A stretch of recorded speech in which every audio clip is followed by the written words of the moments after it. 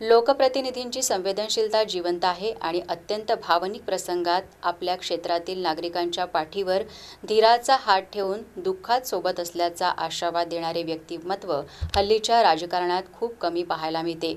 मात्र काँग्रेस नेते आमदार विजय वडेट्टीवार याला अपवाद ठरले आहेत।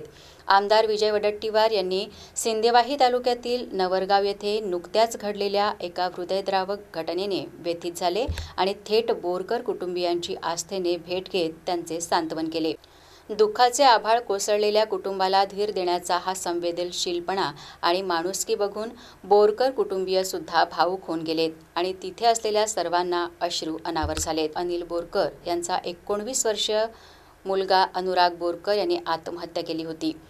मृतक अनुराग हा डॉक्टर होण्यास पात्र ठरला होता आणि ऐन प्रवेशाच्या वेळी त्याने सर्वांना दुःखात लोटणारा अत्यंत अप्रिय असा निर्णय घेऊन आपली जीवनयात्रा संपवली। या घटनेने नवरगाव पंचक्रोशीत शोककळा पसरली होती।